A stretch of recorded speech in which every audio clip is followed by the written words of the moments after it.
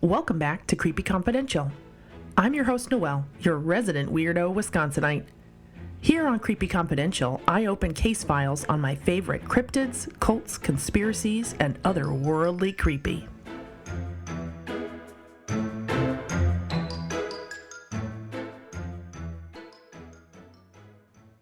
What's up, creeps? Welcome back. This episode, we're going to be diving into the world of maniacal medicine. We're going to be talking about the starvation doctor, also known as Linda Hazzard. Now, this doctor, air quotes, big air quotes, killed at least 15 people using her extreme fasting treatments until patients were so delirious from hunger and malfunction of their body, they would sign over their estate and hand over their valuables. Patients were fasted for weeks and sometimes months on a diet of her special tomato broth, asparagus juice, and occasional orange juice. Now, this tomato broth is literally just tomatoes and water. It's not like a tomato soup, a delicious tomato soup with all the goodies. It's literally just the broth that's left over, the water. Now, in conjunction with the diet, she would do these treatments that included enemas. Now, these enemas, because we're cleaning out everything, right? She's getting everything out. Sometimes at first lasted for hours, and some enemas lasted for the day, the whole day, which is insane to me, just knowing what happens. Now, in conjunction with that, she would also do these massage treatments. Now, this is not like, yay, I'm at the spa and they have those little cool little bells that make noise or ocean sounds. No, she's literally pummeling her patients over the back, that front of their head, their forehead, and essentially trying to expel the bad nastiness, the sickness from their bodies. And this went on over quite some years. So let's talk about her. So Linda Hazzard, now initially her last name was Burfield, and she did spell her name differently. So she obviously, was trying to run from something. So Linda was born December 18th of 1867. Now, that makes her, she's a Sagittarius. Now, I thought Sagittariuses were supposed to be like mellow and invasive and things like that. But they are go-getters, if you're into that sort of thing. So anyway, and she was born in Carver, Minnesota. We don't claim her as a Midwesterner, by the way. I just want to put that out there in the water because she's, insane. Now, she made her way out to Washington after leaving her two children after her first alleged victim. Now, I say alleged because, again, she managed to rack up the bodies and run from the whole time, but that's what she did.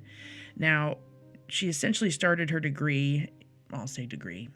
I keep having to come back to that because she's not actually a doctor. She started her interest in alternative medicine, and that is potentially what took out her first victim.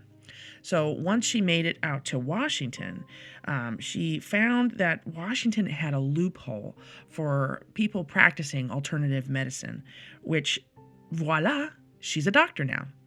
She's apparently studied under the Edward Dewey. Now I say the Edward Dewey because he's actually quite famous for his fasting techniques, kind of the no breakfast guy, if you will. I believe that's what he was. He was kind of into the no breakfast thing, which, we've kind of proved it's not very good for you to just, you have to have a little something to get the day going. So I'm no doctor, no scientist. I'm just saying this is what I've read.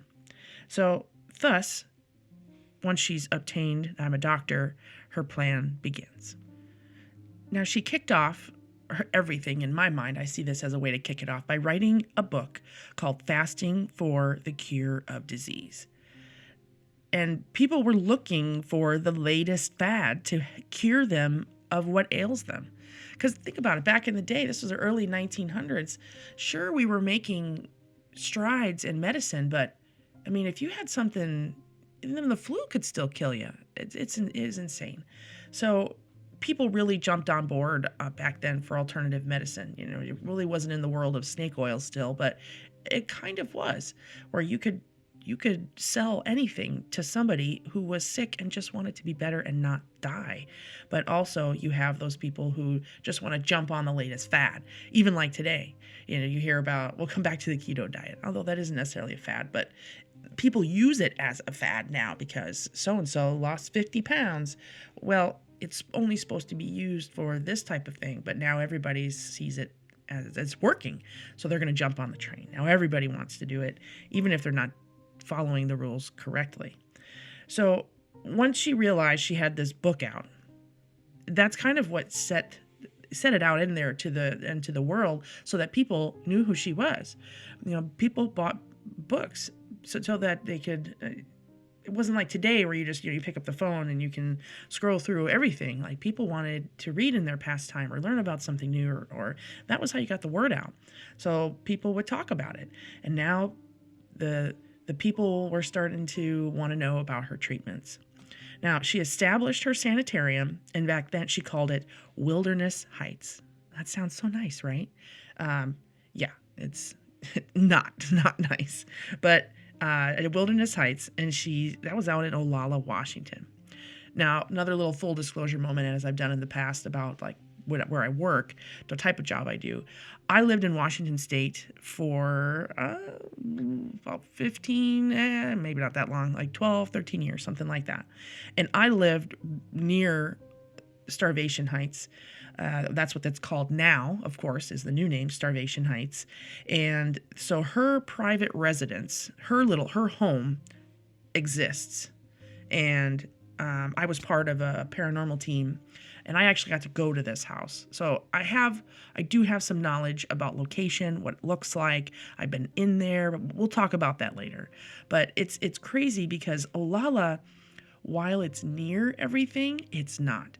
When you're out there, I mean, you feel like you are like in another, like hours and hours and hours away from anywhere, when really you're right by the water, you're near-ish to some of the big places, but you can really get lost out there. And that's exactly, essentially what I think she wanted to do. Now, on the property, Wilderness Heights there's a ravine. It's right there. It's out in the middle of nowhere, in Olalla. And it really is pretty out there, though. I'll give it that. Imagine kind of the mossy trees. It's not like here in the Midwest where everything goes through full seasons. It's beautiful, it's bright, it's green, it's lush, and then it's dry. We go through our fall season. There, it's always kind of mossy and wet, and it's a totally different environment. But I totally went off on a tangent. So let's get back on this. I wanted to build you what Wilderness Heights probably was plucked, and put into. So now when a patient would die that was under her care at Wilderness Heights, she conveniently could do the autopsy because, remember, she's a doctor now. So it was always the disease that essentially caught up to the individual. If you went there to be cured and you died, it wasn't the fasting that did it. It was the cancer or the, gut problems, whatever. It was always the disease and not that. Another thing that she would say, it's either cancer, undiagnosed illness, or it seemed like she blamed a lot of them on a liver issue, cirrhosis of the liver issue. Now, another piece of information is, it's kind of a strange thing to know. So if you say you have a very large cat, we'll say a cat, and they're very large and all of a sudden they stop eating for some reason, right? They're sick, they have a blockage, whatever, and they stop eating. If you don't get that big baby to start eating, they're going to have a condition called fatty liver. And it just shuts down. They get sick and they can die from that. So I often wonder that when she talks about the liver problems, if that's essentially what she was causing, because you can have a non-alcoholic, because alcoholics can get liver problems too, a non-alcoholic induced fatty liver. So These are things that I think about, in the wee hours. If I had a fat cat, and this was an individual, and they lost all this weight and weren't eating, could that be what it was? But to her, that's just what she noted.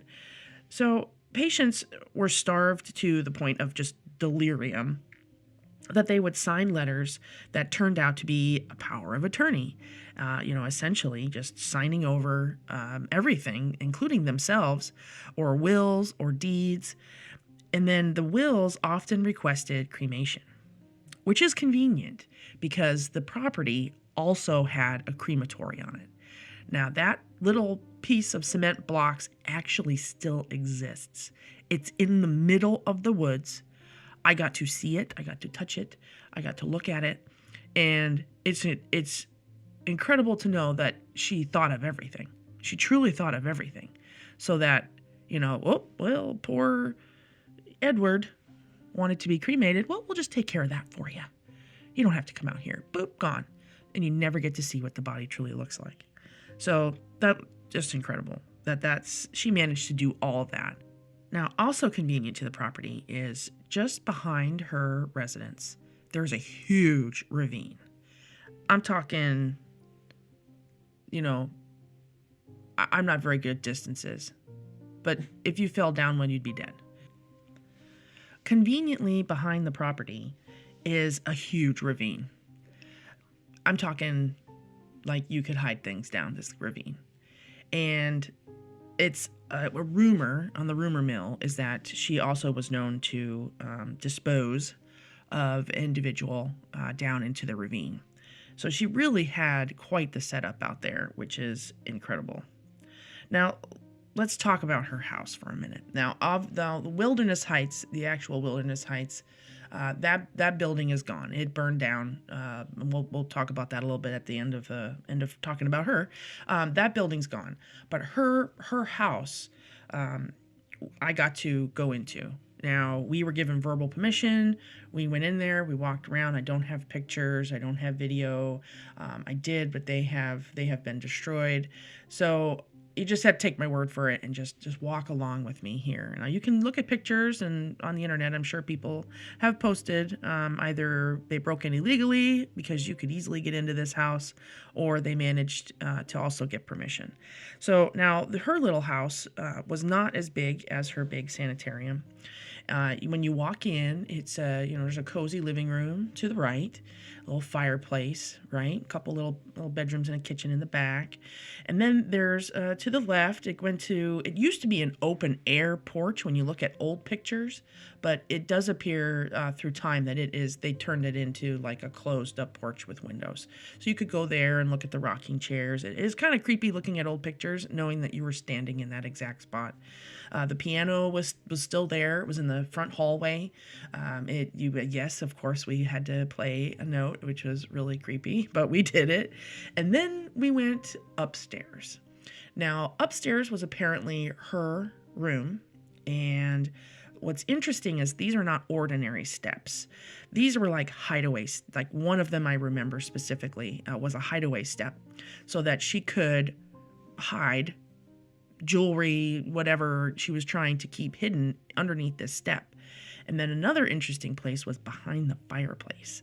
Now, apparently they didn't know that this little hideaway spot was here because the people that owned it, they're not relatives of Miss Hazzard. I think they just bought the property, and they couldn't restore it. It was just too far gone.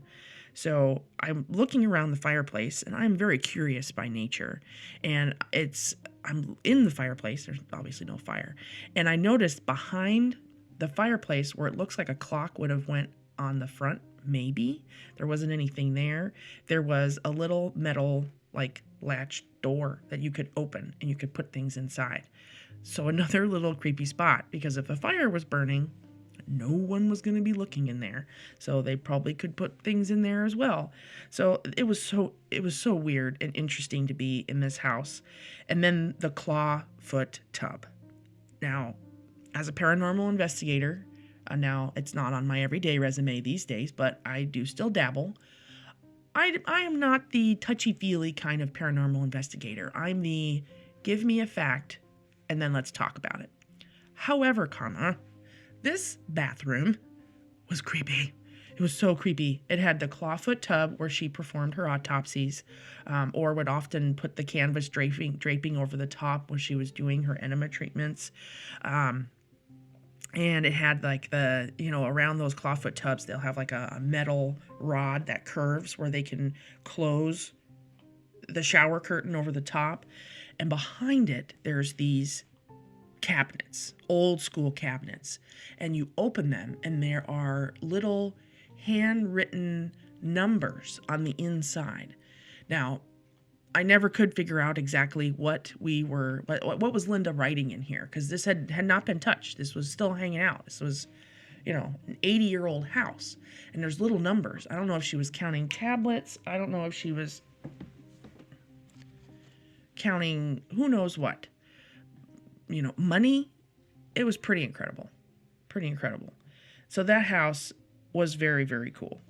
Now, the basement's also very creepy. Now, when we went down into the basement, it wasn't your normal basement where it's like concrete walls and things like that. This was kind of a dirt floored basement. And then around the outside were these warbled shapes of concrete, like blobs.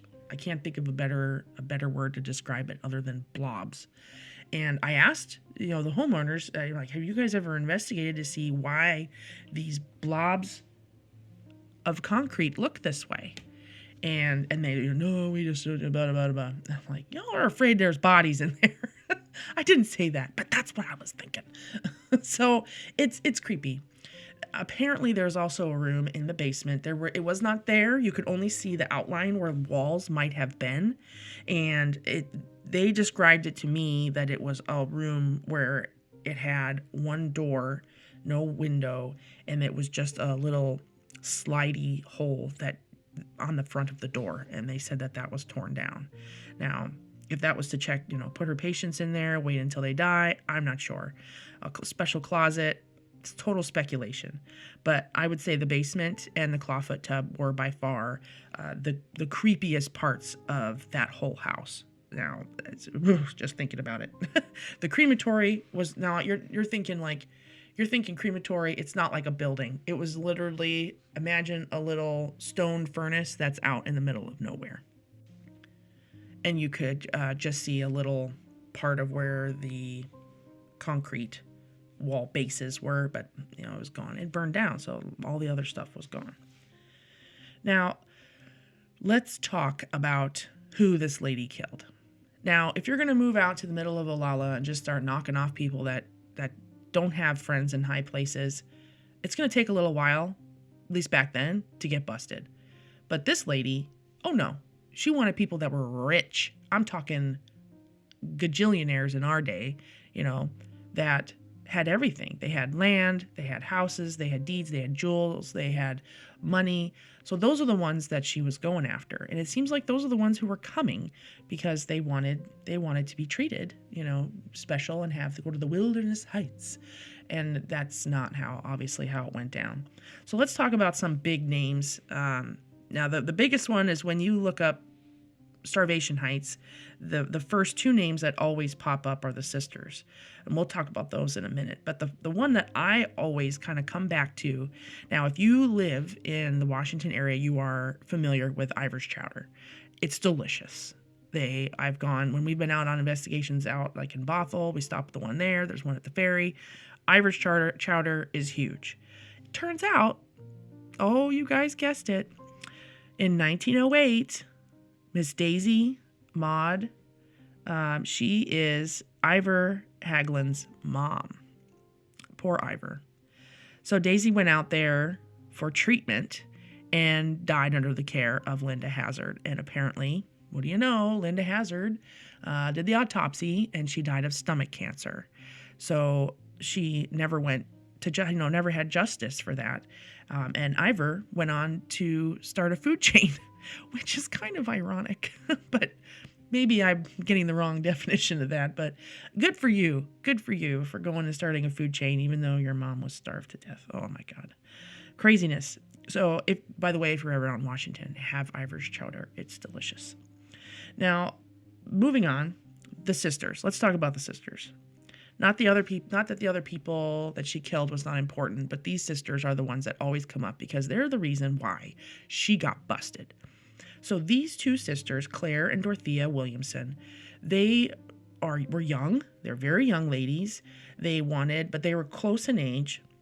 They wanted to be treated by Dr. Linda Hazzard. I believe one of them said she had intestinal problems, and then the other one said that she had a dropped uterus. Now, I don't know why you would even slightly entertain the idea that you need fasting for a dropped uterus, but I am not a doctor. That's just my 2 cents on that one.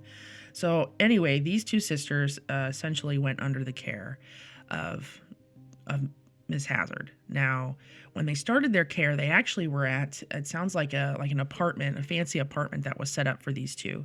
These two ladies were rich. They came from a rich family. They literally just traveled. They didn't have to work. Their family, they just traveled around. And now they started at their treatment at an apartment because the sanitarium they were told the sanitarium was not ready for them yet. It was not completed yet. And what's crazy is it started, they started starving them and it was thinner and thinner and people were seeing them. And then they had to transfer them, and they brought a special ambulance to transfer these poor gals. And it said that, they watched these basically skeletons with skin draped over them, with blankets over them to get them into the ambulance to take them off to Olalla. And once they were out in Olalla, Linda just kicked it into overdrive, and it was a matter of just trying to get them to the end, essentially. And as they started to get more delirious, they signed things that they weren't supposed to sign, like they said, the power of attorney, and they signed over their deeds. It was insane that this was happening, but it was a matter of Dorothea finally saw Claire, right? And she was, I think she had an aha moment perhaps, and was like, you're going to die. You're really bad. This can't happen. And she got a hold of her governess, which was in Australia, via telegram. Now, back then, you couldn't just, hop a flight and get here in a couple hours. This is a transatlantic trip to get here. So, unfortunately, by the time the governess had made it here, Claire had passed. Now, there was time between when she passed and when the governess actually saw the body. And, they showed her an embalmed body, but it said that this body did not look like Claire. That the skin, the color was different, the hair was different, and it's just, maybe they were just given more information about, well, that's what the embalming does, or it's been a while, or something like that. But for someone, again, who works in the funeral business, or around the funeral business, I see bodies that maybe they have to come back out of the, being disinterred. I think that's the word. And it's been a while. And it's amazing that they still look pretty good. And I'm talking decades have gone by, where this was not decades have gone by. So I often wonder if she managed to swap out the body and just was like, she's so sick, this is what she looks like. So they managed to, they wanted to take Dorothea, but at that time, essentially, Linda could hold up a piece of paper and say, sorry, Dorothea signed over her power of attorney to me, and I'm in charge of her health. So I had to phone in another family member who was in a high-paying job of some kind. I believe was a lawyer. Don't quote me on that. Of course, now I'm going off my brain on information. But they had to work things back and forward, and it became, okay, I think they tried to prove that she had forged these things. And then she was like, well, you can take her, but it's going to be this amount of dollars. And it's like they had to pay to take her away.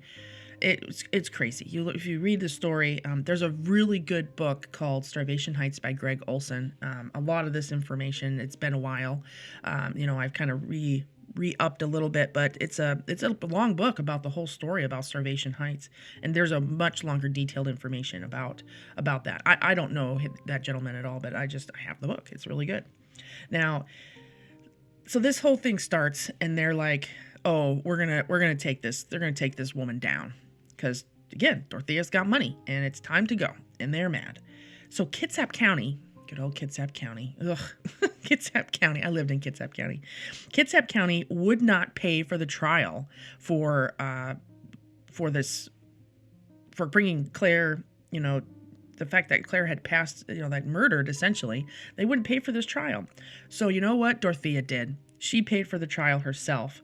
And in 1912, Linda Hazzard was convicted of manslaughter for Claire's death.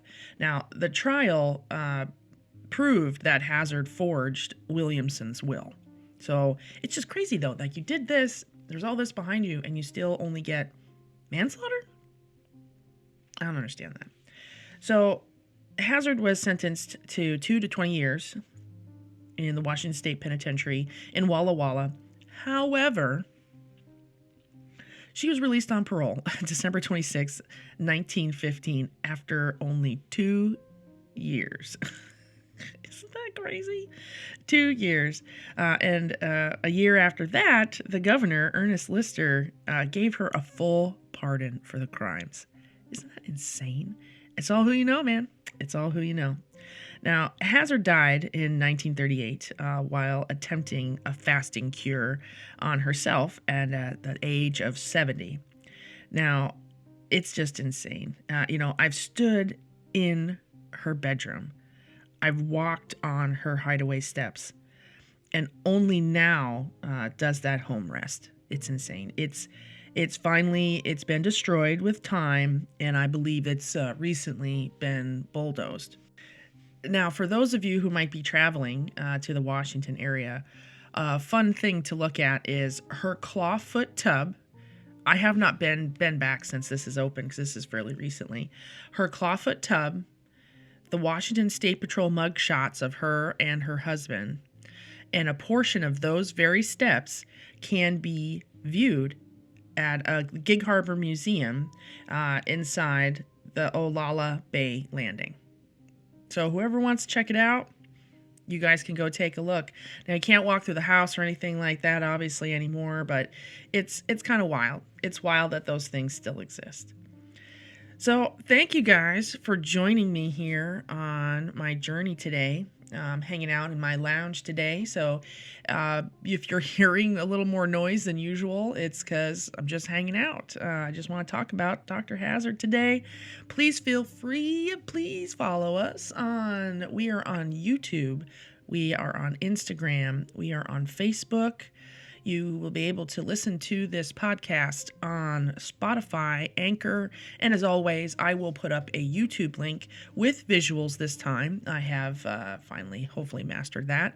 Visuals where you can see Dr. Hazzard, her Wilderness Heights. Hopefully, I can find some more pictures for you so you can actually see her home and what it looks like out there. So give us a follow. Got some new things coming up here in the future. But as always, thanks, creeps. See you next time.